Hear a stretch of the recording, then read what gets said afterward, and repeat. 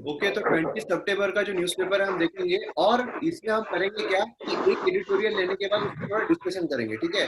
तो अभी सबसे पहले एडिटोरियल पेज में जो ये वाला एडिटोरियल आ रहा है, सिटी टू रिकवर, ये वाला एडिटोरियल काफी इंपॉर्टेंट है क्योंकि अर्बनाइजेशन के बारे में बात कर रहा है। तो अर्बनाइजेशन क्या होता है, अर्बनाइजेशन किस तरीके से हमें अचीव करना है, अर्बनाइजेशन के जो बुरे इफेक्ट्स हैं वो क्या हमें देखने को मिल रहे हैं, क्योंकि अभी देखने को मिल रहा है ना, बहुत सारे लोग रिट्रीट कर रहे हैं, वापिस जा रहे हैं। तो इस चीज को हम देखेंगे अच्छे तरीके से डिटेल में। देन यहाँ पर इनसिक्योर नेशनलिज्म। देखिए, अगर नेशनलिज्म जो है, नेशनलिज्म मतलब क्या है, देश हित की भावना। लेकिन अगर नेशनलिज्म जो है वो अगर हम पॉलिटिक्स को कनेक्ट करते हैं तो हमारे लिए काम का नहीं रहता है। यहाँ पे वही किया गया है कि नेशनलिज्म को थोड़ा पॉलिटिक्स से कनेक्ट किया गया है, इसीलिए ये वाला एडिटोरियल में कुछ भी इंपॉर्टेंट नहीं निकलता एग्जाम पर्सपेक्टिव से।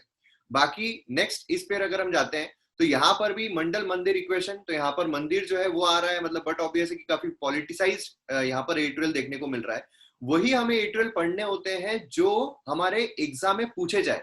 आपको कभी पॉलिटिक्स के बारे में नहीं पूछेंगे कि ये क्यों हुआ, है ना, ये वाला जो तत्ता पलट है वो क्यों हो गया, लेकिन उससे जो पॉलिटी निकलती है, पॉलिटिक्स में से जो पॉलिटी निकलती है वो एग्जाम में पूछा जाता है। तो यहाँ पर मंदिर इक्वेशन, इसमें भी कुछ निकलता है। अनब्लॉक द सिस्टम, ये वाला एडिटोरियल काम का है क्योंकि इसमें हम ट्रिब्यूनल्स के बारे में देखेंगे, ट्रिब्यूनल के बारे में जो अभी नई चीजें लाई गई है उसके बारे में हम डिस्कशन करेंगे। देन यहाँ पर अ हॉलो एक्ट, यहाँ पर बेसिकली सीएए जो है उसी के बारे में बात की जा रही है। देन उसके बाद अगर हम एक्सप्लेन सेक्शन देखते हैं तो यहाँ पर ये वाला एडिटोरियल जो है, behind Channi selection as Punjab CM, तो ये जैसा मैंने आपको बोला कंप्लीटली पॉलिटिसाइज्ड है, उसमें से कुछ भी खास नहीं है। देन ये planet 9 hunters believe that now known where to look, तो अब यहाँ पर पता चल रहा है साइंटिस्ट को कहाँ पे देखना है, ठीक है। प्लैनेट 9, हमारे प्लैनेट्स कौन कौन से हैं वो अभी पूरा का पूरा ये वाला एडिटोरियल जो डिस्कशन ओरिएंटेड रहेगा, तो ये कंप्लीटली मैं डिस्कशन के थ्रू करूंगा। एंड देन यहाँ पर फ्रेंच, ऑस्ट्रेलिया एंड यूएसए, इसके बारे में थोड़े कॉम्बिनेशन की यहाँ पर बातें की जा रही है। तो इस तरीके से एडिटोरियल जो है वो हमें देखने को मिल रहा है। तो सबसे पहले तो हम जो मेन एडिटोरियल है उनको कवर कर लेते हैं, एक एक एडिटोरियल के बाद थोड़ा डिस्कशन जो है वो हम करेंगे। सबसे पहले हम बात करते हैं सिटी टू रिकवर, ये हमारे इंडियन सोसाइटी पर्सपेक्टिव से, जो हमारा जीएस1 है उसमें इंडियन सोसाइटी उस पर्सपेक्टिव से काफी ज्यादा इंपॉर्टेंट है। अब देखो, सबसे पहले कॉन्टेक्स्ट अगर हम देखते हैं इसमें, तो कॉन्टेक्स्ट है कि यहाँ पर कोविड, कोविड जो है, कोविड की वजह से हुआ क्या है, कोविड की वजह से बहुत सारे लोग जो अर्बन सिटीज में थे, बहुत सारे जो लेबर्स थे वो वापस अपने गांव चले गए, है ना। इसकी वजह से क्या हुआ, काफी कॉम्प्लिकेशंस है, काफी प्रॉब्लम्स फेस करना पड़ा। तो अब यहाँ पर अर्बनाइजेशन अच्छा रहना कितना जरूरी है, गुड अर्बनाइजेशन। हमने एक अगर आपको बता, गवर्नेंस के बारे में देखा है। गवर्नेंस मतलब क्या है कि किस तरीके से गवर्नमेंट एक्ट कर रही है, जो भी गवर्नमेंट कर रही है उसको हम कहते हैं गवर्नेंस। उसमें आता है good governance and bad governance, अच्छा गवर्नेंस क्या है एंड बुरा गवर्नेंस क्या है। यहां पर अर्बनाइजेशन की बात हो रही है कि अर्बनाइजेशन जो है वो गुड अर्बनाइजेशन कैसे हो सकता है, बैड अर्बनाइजेशन कैसे हो सकता है।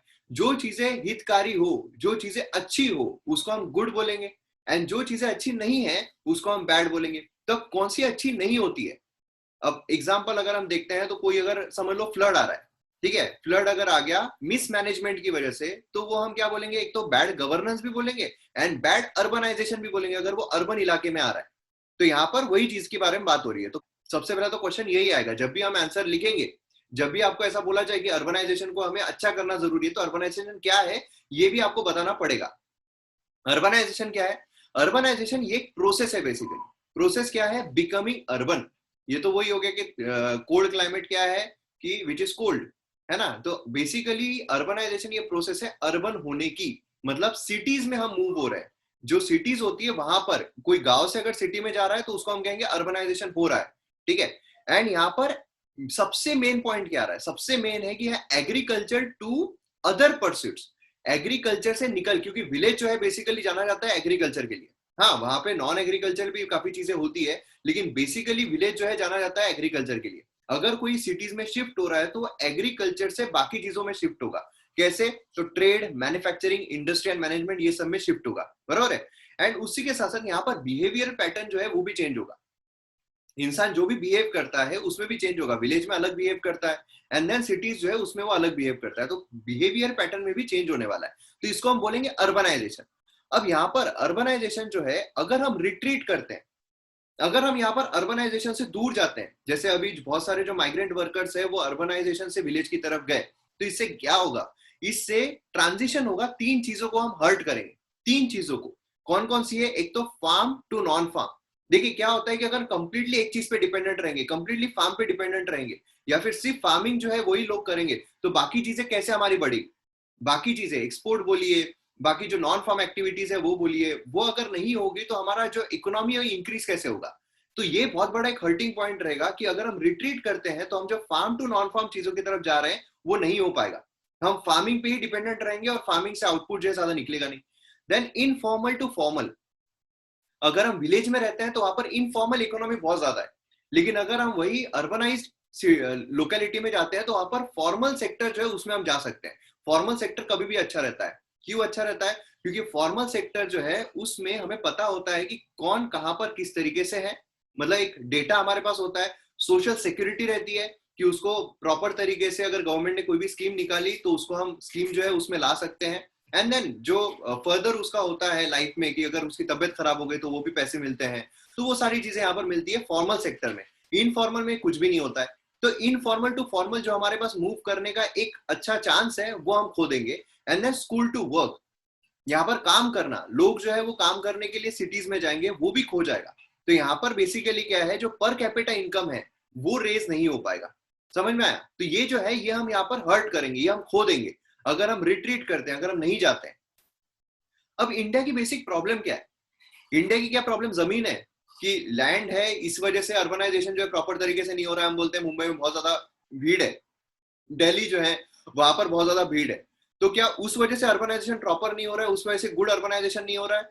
ऐसा कुछ नहीं है। अगर हम सिंगापुर की डेंसिटी देखते हैं तो अकेले केरला में हम फिट कर लेंगे, मतलब केरला में पूरे के पूरे फिट अगर हो जाते हैं तो उतनी डेंसिटी वहां पर सिंगापुर में। तो जमीन का कोई हमारे पास प्रॉब्लम नहीं है। लेबर या कैपिटल का प्रॉब्लम है क्या? नहीं, क्योंकि वर्ल्ड लार्जेस्ट अगर हम देखते हैं तो रिसीवर है में एफडीआई के, तो ये एक हमें देखने को मिलता है। देन उसके बाद यहाँ पर सबसे मेन चैलेंज है प्रोडक्टिविटी। जो प्रोडक्टिविटी है वो नहीं निकल रही है। क्या होता है कि जो वर्किंग पॉपुलेशन है, जो पैसा निकाल रही है, वो वर्किंग पॉपुलेशन है। वर्किंग पॉपुलेशन क्या होती है? समझ लो 15 साल से ऊपर के एंड 60 साल से नीचे के, ठीक है? तो ये वर्किंग पॉपुलेशन में अगर हम कैलकुलेट करते हैं तो ये जो लोग है, ये अगर पूरे लोग जितने भी 15 साल से ऊपर हो और 60 साल से नीचे हो, सभी अगर काम करे तो मतलब हेल्दी प्रोडक्टिविटी निकलेगी। लेकिन हमारे यहाँ पर वैसा है ही नहीं। हमारे यहाँ पर जो समझ लो कि तबियत खराब रहती है काफी लोगों की, आउट ऑफ पॉकेट एक्सपेंडिचर इतना ज्यादा है, गरीबी की वजह से क्या हो रहा है कि वो काम नहीं कर पा रहे हैं एंड वो अपने हेल्थ पर नहीं काम कर पा रहे, जिसकी वजह से क्या हो रहा है कि प्रोडक्टिविटी प्रॉपर नहीं निकल रही है ना। तो बेसिक क्या हो रहा है कि हमारा चैलेंज है प्रोडक्टिविटी का। प्रोडक्टिविटी ही नहीं निकाल पा रहे हैं हम। 50% जो हमारा पॉपुलेशन है रूरल एरिया में, 18% जीडीपी जनरेट कर रहा है। अभी आप सोचो कितना कम जीडीपी यहाँ पर जनरेट कर पा रहे हैं। तो ये सबसे बड़ा प्रॉब्लम जो है वो हमें देखने को मिल रहा है। क्लियर है? अब यहाँ पर अर्बनाइजेशन, अर्बनाइजेशन को क्या होता है कि एक बुरे वे से भी देखा जाता है। जैसे मेगा सिटीज हो गए, मेगा सिटीज जहां पर 10 मिलियन प्लस पॉपुलेशन है ना। तो यहाँ पर बेसिकली क्या होता है कि ये अनप्लेजेंट प्लेस है लोगों के लिए, यहाँ पर जो रिच या पावरफुल नहीं है। अभी बहुत बार ऐसा होता है कि जैसे मुंबई है, आप अगर कोई गांव में रह रहे हो तो आपके खर्चे कम होंगे, आप मुंबई में, दिल्ली में, बैंगलोर में रह रहे हो तो आपके खर्चे जो है बहुत ज्यादा हो जाएंगे, है ना। तो मतलब बेसिकली अगर किसी की उतनी इनकम नहीं है, किसी के पास उतना पैसा नहीं है या फिर पावरफुल नहीं है, तो वहां पर रह ही नहीं सकता है। 26 वर्ल्ड्स 33 मेगा सिटीज जो है वो डेवलपिंग कंट्रीज में।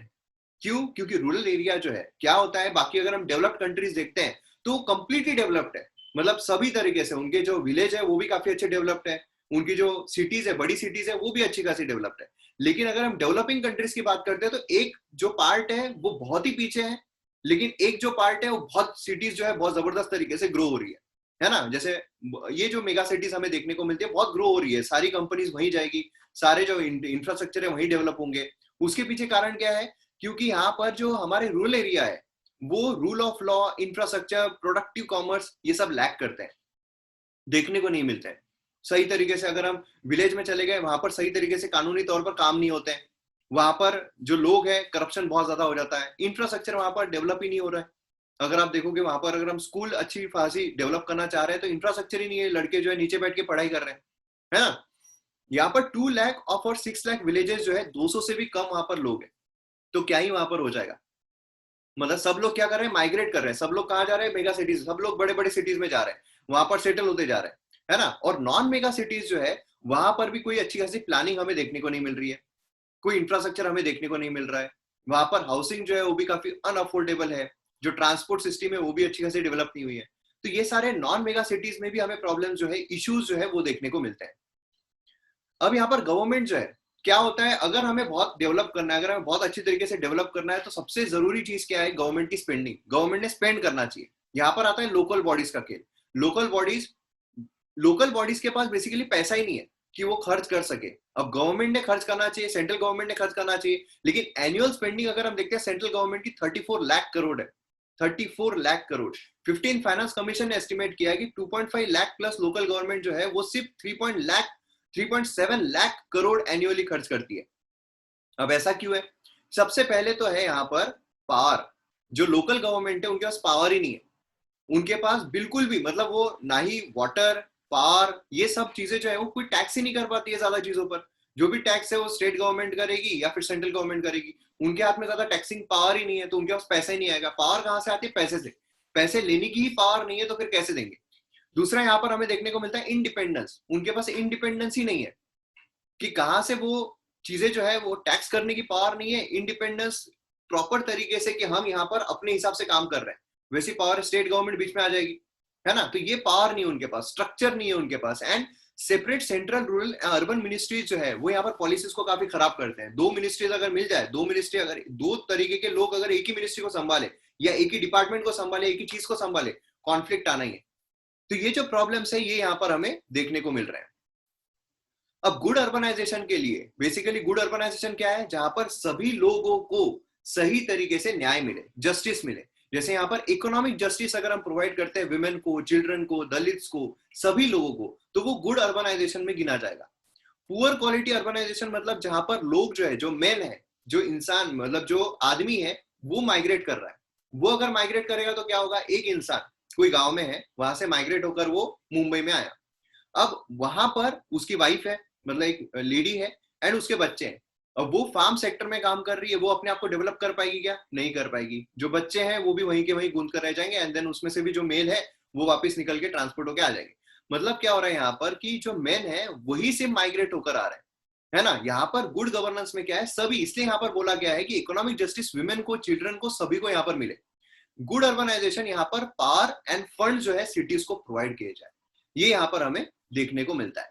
तो अभी आप सभी लोग जो है वो अनम्यूट करो और इसमें से आपको जो भी लगता है मुझे बताओ। ओके, अक्षय तुम बताओ। हाँ सर, आई बिलीव इसका आउटपुट ये होना चाहिए कि हमको नॉट जस्ट अर्बनाइजेशन को प्रमोट करना चाहिए, हमको रूरल एरियाज में भी वी हैव टू डेवलप और bring about a discipline where growth happens in the rural areas as well.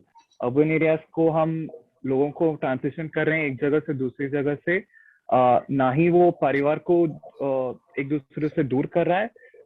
Ultimately it is just promoting urban areas to grow and not the rural areas. लेकिन फिर हमने starting में तो ये भी देखे ना कि अगर हम रिट्रीट करते हैं, अगर हम अर्बन एरिया से लोगों को अगर विलेज में ही रखते हैं, तो हम तीन जो बेसिक चीजें हैं, कोई बता सकता है मुझे? तीन जो बेसिक चीजें थी उसको हम खो रहे हैं, उसको हम हर्ट कर रहे हैं। कौन सी तीन चीजें थी वो जो मैंने बताई थी कि अगर हम अर्बनाइजेशन की तरफ नहीं जाते हैं, अगर हम विलेज में ही रहते हैं, तो तीन चीजें हर्ट होगी। पहली मतलब था फार्म टू नॉन फार्म था, दूसरा कौन सा था? Informal school to work. Okay, तो यहाँ पर नेक्स्ट हमारा जो एडिटोरियल है वो है unblock the system. Unblock the system बात करता है पॉलिटी, यहाँ पर जो ट्रिब्यूनल है उसके बारे में। बहुत इंपॉर्टेंट है क्योंकि यहाँ पर ट्रिब्यूनल्स क्या है, एंड देन उसके बाद जो चेंजेस यहाँ पर गवर्नमेंट लाने की कोशिश कर रही है वो किस बारे में और किस तरीके से हम यहाँ पर एक्ट कर सकते हैं। तो अब यहाँ पर सबसे पहले तो कॉन्टेक्स्ट है कि कॉन्टेक्स्ट यहाँ पर यह है कि ईज ऑफ डूइंग बिजनेस जो है वो रिस्क पर है अगर हम अपॉइंटमेंट जो है ट्रिब्यूनल्स की वो रिजॉल्व नहीं करते हैं।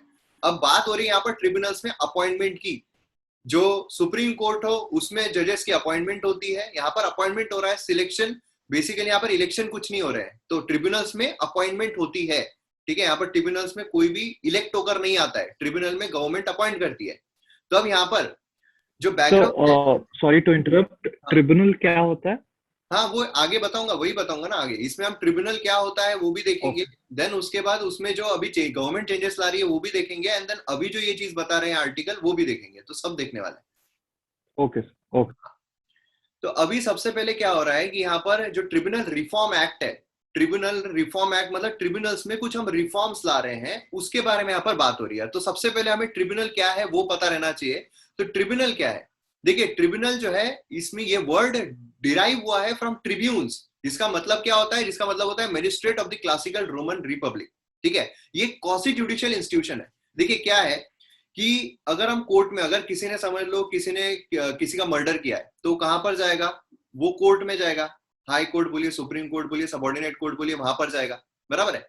अब अगर किसी ने किसी की जमीन हड़पी है, ठीक है, तो वो कहां पर जाएगा? वो भी कोर्ट में जाएगा।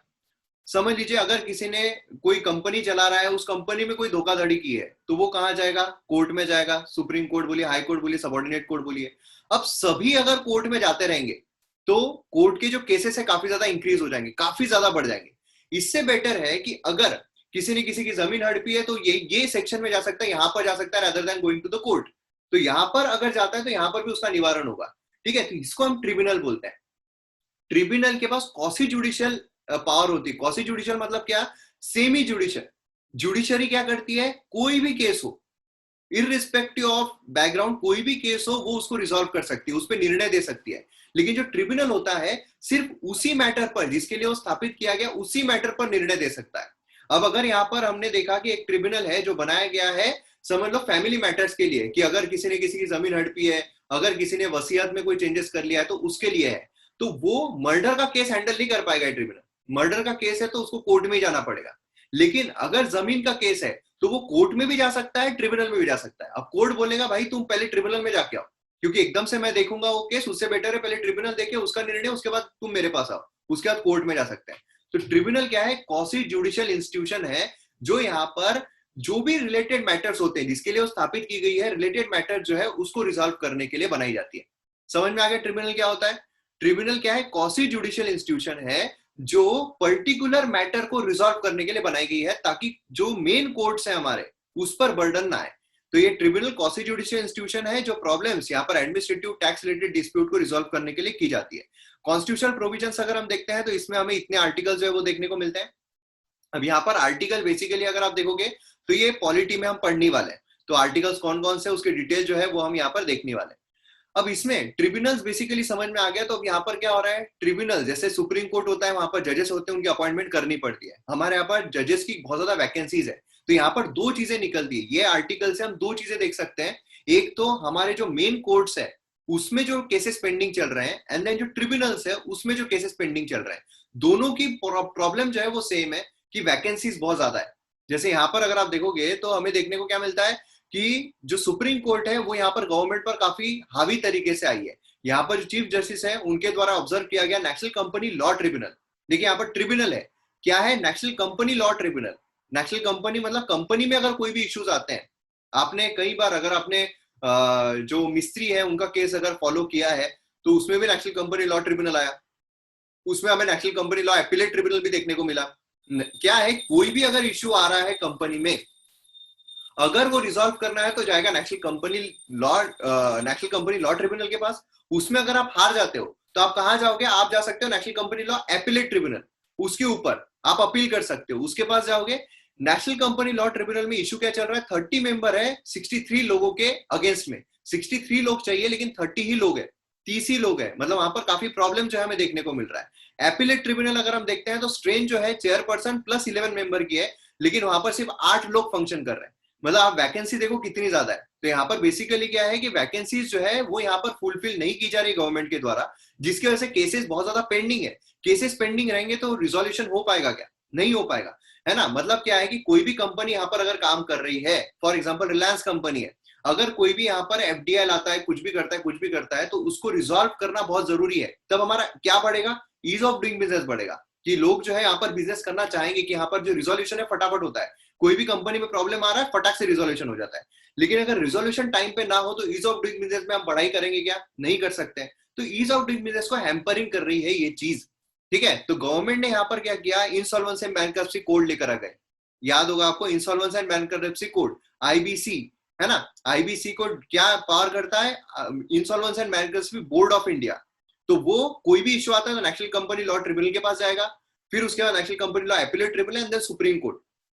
तो वैकेंसीज रहने की वजह से क्या हो रहा है कि हमारा जो रिजोल्यूशन है टाइम पर नहीं हो पा रहा। रिजोल्यूशन जो है वो सही तरीके से नहीं हो पा रहा है, ये सबसे बड़ा प्रॉब्लम हमें यहाँ पर देखने को मिल रहा है। तो वैकेंसीज को फिलअप करना ये बहुत ज्यादा जरूरी है, ये यहाँ पर बोला जा रहा है। अब ये किया क्या गवर्नमेंट ने यहाँ पर जो लेकर आए, ये जो 2021 का है वो क्या है, सबसे पहले जो एग्जिस्टिंग बॉडीज है, काफी सारी जो ट्रिब्यूनल की एग्जिस्टिंग बॉडीज है उसको डिसॉल्व करने की कोशिश की, जैसे फिल्म सर्टिफिकेशन एपिलेट ट्रिब्यूनल है ना, ये यहाँ पर अब हाई कोर्ट एड्रेस करेगा। यहाँ पर काफी आपत्ति हुई थी, मैंने ये आर्टिकल कवर भी किया था न्यूज़पेपर में। फिल्म सर्टिफिकेशन एपिलेट ट्रिब्यूनल जो फिल्म को सर्टिफिकेट देता है, ये एक ट्रिब्यूनल है, इसमें जो भी इश्यूज आते हैं फिल्म सर्टिफिकेशन से रिलेटेड यहाँ पर आते हैं। लेकिन अब हाई कोर्ट, मतलब जो भी फिल्म से रिलेटेड प्रॉब्लम रहेगा सीधा हाई कोर्ट में जाएंगे। ऑलरेडी हाई कोर्ट में इतने केसेस पेंडिंग है, फिर भी ये ट्रिब्यूनल छोड़कर वो हाई कोर्ट में जाना पड़ेगा। तो ये एक बहुत बड़ा इशू यहाँ पर निकल कर आया था, काफी इस पे कंट्रोवर्सी भी हुई थी, है ना। देन यहाँ पर जो एग्जिस्टिंग बॉडीज है, जैसे फाइनेंस एक्ट, ये मर्ज कर दिया गया उसके मेन डोमेन से, कंपटीशन एपिलेट ट्रिब्यूनल जो उसको मर्ज कर दिया गया national company law appellate tribunal के साथ, ठीक है। Then chief justice of India या फिर सुप्रीम कोर्ट जजेस nominated by him as a chairperson, ये जो कमिटी है, ये कमिटी जो हमें ट्रिब्यूनल के लिए देखने को मिलती है, इसमें कौन कौन होता है, चीफ जस्टिस ऑफ इंडिया या फिर सुप्रीम कोर्ट जजेस। ये बहुत इंपॉर्टेंट है प्रीलिम्स पर्सपेक्टिव से।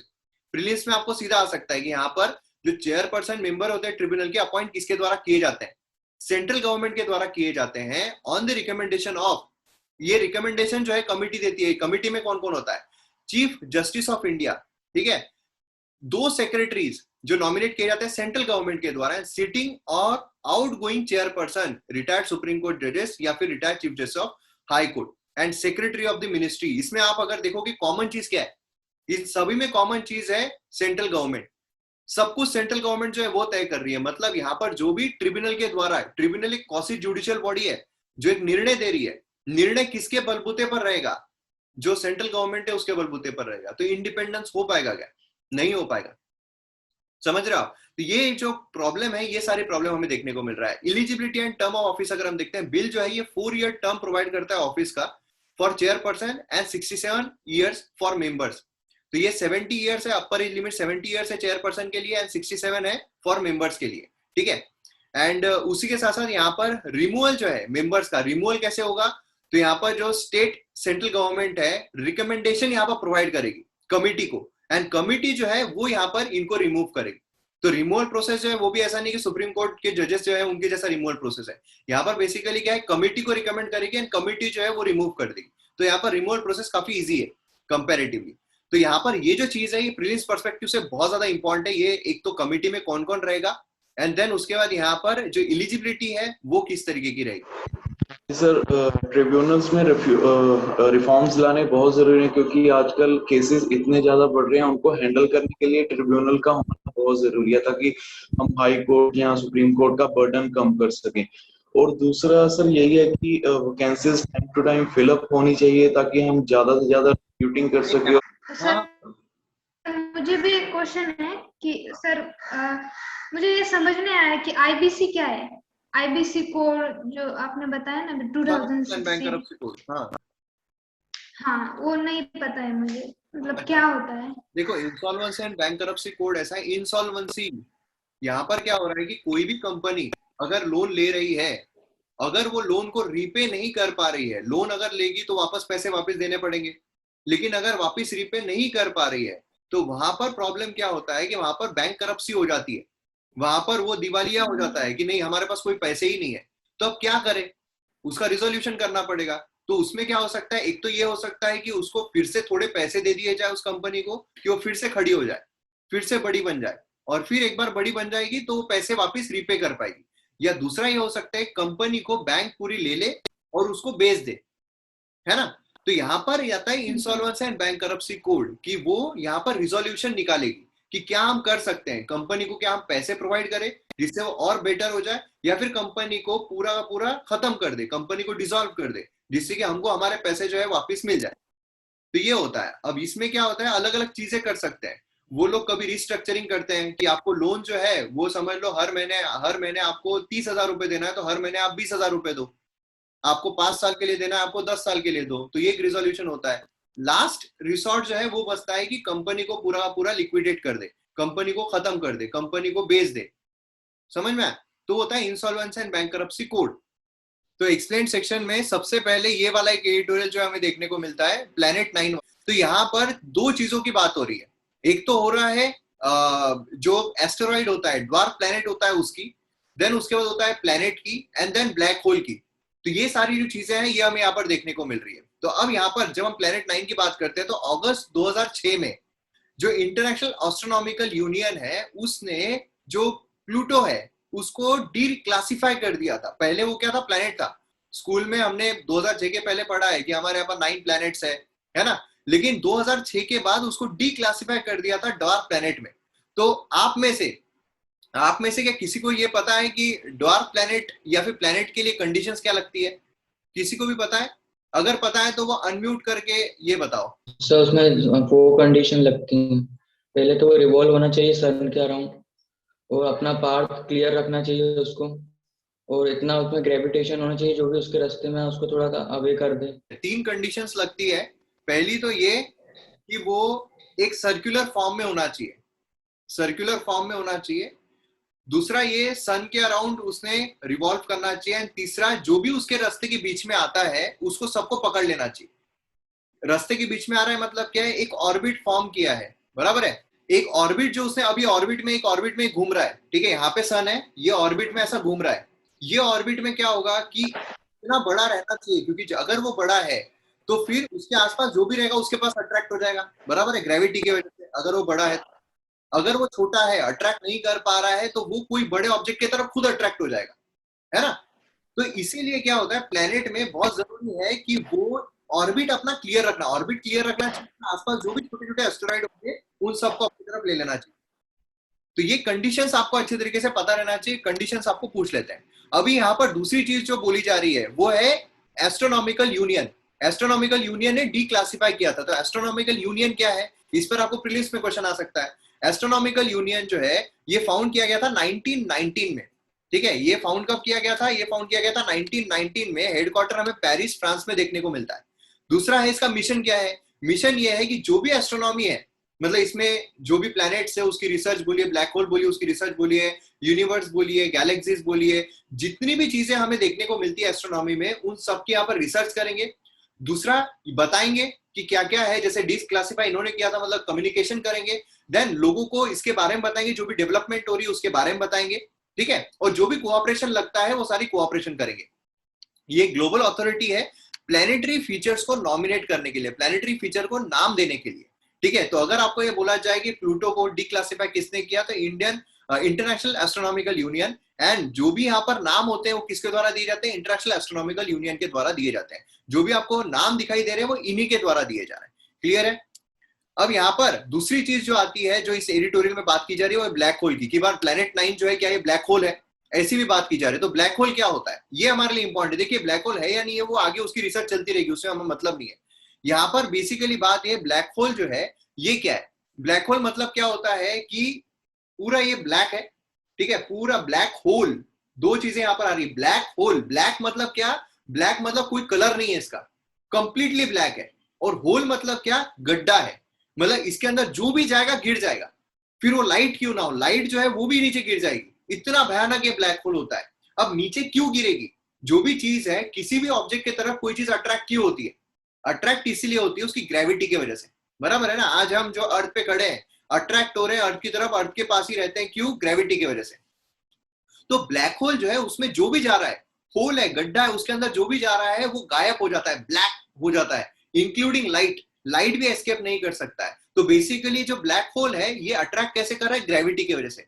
ग्रेविटी बड़ी कैसे होगी, बड़ी कैसे होगी, जितना उसका मास ज्यादा होगा, है ना, जितना उसका वेट ज्यादा होगा उतनी ही ज्यादा ग्रेविटी जो है वो उसकी रहेगी। मतलब सोचिए उसका मास कितना ज्यादा रहता होगा, तो इतनी ज्यादा उसकी ग्रेविटी रहती है, ठीक है। तो ये ब्लैक होल बेसिकली क्या है, ये एक ऐसा पॉइंट है स्पेस में जहां पर मैटर जो है इतना कॉम्प्रेस होता है कि ग्रेविटी फील्ड क्रिएट करता है कि उसमें से लाइट भी एस्केप ना कर सके, लाइट भी एस्केप नहीं कर सकता है, ठीक है। ये थियरी जो है वो अल्बर्ट आइंस्टाइन के द्वारा दी गई थी 1915 में। और ब्लैक होल जो है ये अमेरिकन फिजिक्स जो थे व्हीलर, उनके द्वारा हमें देखने को मिला। तो ये कुछ बेसिक फैक्ट्स है प्रीलिम्स के लिए जो आपको यहाँ पर पता रहने चाहिए। ये मैं आपको पूछूंगा रिवीजन के तौर पर, रिवीजन जब हम करेंगे कि नाम क्या क्या है, तो ये याद रखो, ठीक है। और लिखना है तो लिखो, लेकिन बिना देखे बताना, ठीक है, नहीं तो बता के देख के तो फिर यही स्क्रीन पे ही हो जाएगा। अब यहाँ पर आप जो ग्रेविटी वेव्स है, ये दो ब्लैक होल ऑर्बिट करते हैं, एक दूसरे को मर्ज होते हैं, तब हमें देखने को मिलता है। अब यहाँ पर देखो ब्लैक होल कैसा है, यहाँ पर ब्लैक हमें देखने को मिल रहा है और आजू बाजू में यहाँ पर रिंग फॉर्म हो रही है ना, ये बेसिकली ब्लैक होल है। इसके बाजू में हमें रिंग जो है जहां लाइट हमें देखने को मिल रहा है वो फॉर्म हो रही है। तो ब्लैक होल के अंदर अगर लाइट जाता है तो वो भी एस्केप नहीं हो सकता है। तो ये चीज हमें यहाँ पर देखने को मिल रही है। तो इसमें आप में से किसी को भी कोई डाउट है क्या? मुझे एक बार अनम्यूट करके बताओ। अभी मुझे बताइए एक एक करके कि जो प्लैनेट है उसको क्लासिफाई करने की कौन कौन सी कंडीशंस है। सर वो प्लैनेट सन के मतलब it should revolve around the sun, and second thing it should be circular in shape, it should have its own path, and it shouldn't be a moon. हाँ, basically moon नहीं होना चाहिए। Dwarf planet के लिए condition रहती है कि dwarf planet जो है मून नहीं रहना चाहिए करके, नहीं तो ड्वार्फ प्लैनेट मून को भी हम ड्वार्फ प्लैनेट बोल सकते हैं ना, कि वो भी छोटा ही है ना। तो बेसिकली ड्वार्फ प्लैनेट में आता है। दूसरा अभी एडिटोरियल जो है वो ये बात कर रहा है आयर ऑफ फ्रांस, ठीक है, फ्रेंच जो है उसके बारे में। अभी हुआ क्या है, सबसे पहले तो हमको एक कंडीशन समझना पड़ेगा। ये मैप दिख रहा है सबको? ओके, ये जो है ये देखिए, ये अभी इंडिया है ना। अगर हम इस तरफ आते हैं तो ये वाला जो एरिया है यहाँ पर, क्योंकि ऊपर है हमारे पास चाइना, है ना, ये चाइना आता है। चाइना के पास ये वाला जो एरिया है साउथ चाइना सी, ये बहुत ही खतरनाक तरीके से कॉम्प्लिकेशन में जा रहा है। और अगर हम पूरा पैसिफिक रीजन देखते हैं, इंडो पैसिफिक रीजन देखते हैं, तो यहाँ पर चाइना अपना वर्चस्व बनाने की कोशिश कर रहा है कि भाई चलेगी तो हमारी चलेगी, बाकी हम किसी की चलने नहीं देंगे। अब यहाँ पर जो बाकी कंट्रीज है वो फिलीपींस बोलो, है ना, ताइवान तो छोड़ ही दो, वियतनाम बोलो, यहाँ पर ऑस्ट्रेलिया, है ना, तो ये जो है ये सारी कंट्रीज अब परेशान हो रही है कि करना क्या है। तो ऐसे सिनारियो में क्या हो रहा है कि यहाँ पर अब जो वेस्टर्न कंट्रीज है, वेस्टर्न मतलब कौन सी, तो इस तरफ से भी हम जा सकते हैं वेस्टर्न कंट्रीज के लिए, लेकिन इजी होने के लिए हम इस तरफ देखेंगे क्योंकि हम यहाँ पर आ रहे हैं। तो ये जो कंट्रीज है अब इसमें आ रहा है यूएसए, ठीक है, यूएसए। फिर उसके बाद यहाँ पर जो हमें यूके देखने को मिलता है, यहाँ पर आप देखो ये है यूके, है ना, यूएसए, यूके एंड ऑस्ट्रेलिया, ये कंट्रीज मिलाकर अब यहाँ पर बोल रही है कि नहीं, इंडो पैसिफिक रीजन में हम कुछ बेहतर करेंगे, जिसे चाइना जो है, चाइना का डोमिनेंस यहाँ पर कम हो जाए। क्योंकि ऑस्ट्रेलिया तो हमको पता ही कि ऑस्ट्रेलिया यहाँ पर रीजन में है। अब यहाँ पर क्या हो रहा है कि कैसे कम करें, तो मिलिट्री जो डिफेंस डील है वो अगर हम साइन करते हैं, जैसे ये होता है ना कि अगर हमारे दोस्त लोग हैं, ठीक है, अब इस फॉर एग्जांपल अनिल और अक्षय जो है इन्होंने एक टीम बना ली कि नहीं, अगर अक्षय पर किसी ने वार किया तो भी हम दोनों भिड़ेंगे, अगर अनिल पे वार किया तो भी हम दोनों भिड़ेंगे, ठीक है। तो अब वहां पर प्रीति या फिर प्रद्युमन जो है वो अटैक करने की सोचेंगे कि वो करना है नहीं करना, क्योंकि मैंने अगर अटैक किया या की तो दोनों एक साथ भिड़ेंगे। उसी तरीके से यहाँ पर डिफेंस डील होती है कि अगर हमारे में से किसी पर भी अटैक हुआ तो हम साथ में भिड़ेंगे। तो यहाँ पर क्या हुआ है, यूएसए, यूके एंड ऑस्ट्रेलिया इन्होंने बोला है कि नहीं, अब हम यहाँ पर साथ में जो है आते हैं, जिससे हम साथ में मिलके यहाँ पर जो चाइना अगर डोमिनेंस क्रिएट करने की कोशिश करता है तो हम यहाँ पर करेंगे। अब इसमें दो सवाल आते हैं। दो सवाल क्या है, इंडिया जो है वो भी इस रीजन में आ रहा है, इंडिया भी चाइना जो है उसके अगेंस्ट में है, तो फिर इंडिया को उन्होंने इंक्लूड करने की कोशिश क्यों नहीं की। दूसरा ये आता है फ्रांस का, कि फ्रांस जो है उसका भी ऑब्जेक्टिव सेम है, फ्रांस भी यही चाह रहा है कि नहीं यार, हम भी यहाँ पर जो साउथ चाइना सी है इसमें जो डोमिनेंस आ रहा है, या फिर इंडो पैसिफिक रीजन जो उसमें जो चाइना डोमिनेंस क्रिएट कर रहा है उसमें हम भी यहाँ पर कोशिश करेंगे। तो फ्रांस को इंक्लूड करने किया। तो यहाँ पर वही जो चीज है ये बताई जा रही है, क्या बोला जा रहा है, जो फ्रांस है उसके साथ क्या धोखाधड़ी हुई है, यही ये आर्टिकल बात कर रहा है कि ये जो यहाँ पर उन्होंने किया है उससे फ्रांस के साथ क्या धोखाधड़ी हुई है। अब देखिए क्या है कॉन्टेक्स्ट, अगर हम देखते हैं डिफेंस डील जो है Australia, United states and United kingdom, है ना, ये बेसिकली जो पैसिफिक रीजन है उसमें जो चाइना का डोमिनेंस इंक्रीज हो रहा है उसको कंट्रोल करने की कोशिश कर रहा है ना। तो सबमरीन जो है कन्वेंशनली पावर्ड, जो नॉर्मल होता है वो कन्वेंशनली पावर्ड सबमरीन वहां पर कॉन्ट्रैक्ट एक यहाँ पर ले फ्रांस के साथ 2016 में उसका था कि हमको लेना है यहाँ पर, ठीक है।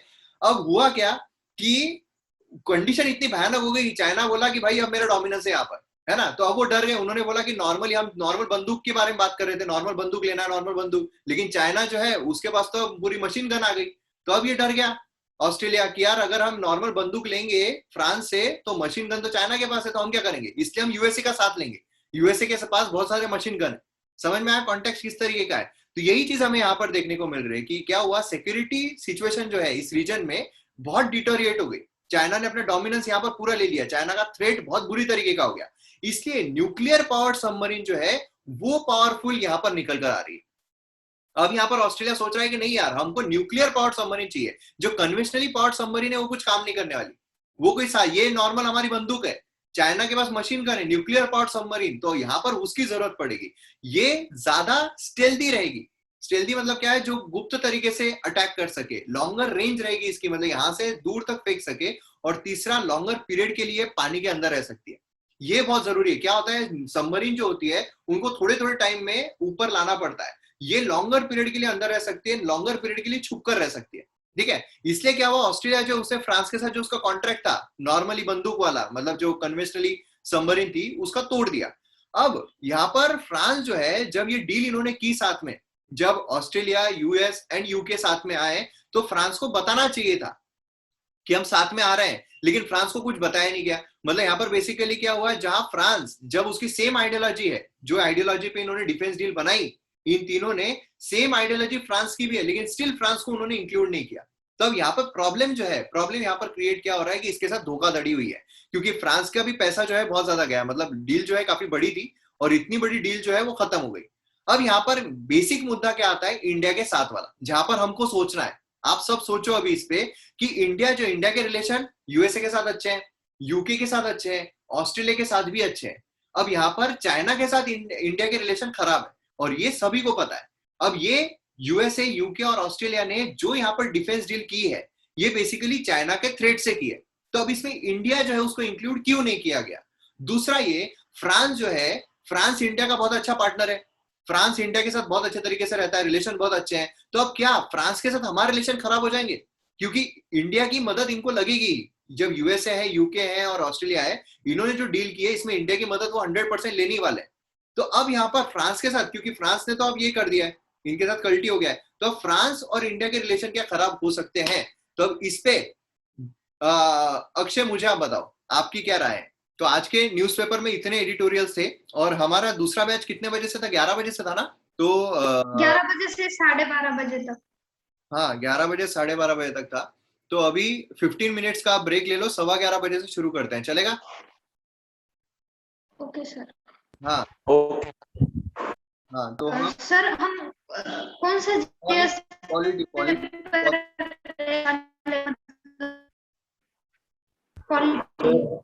हाँ सर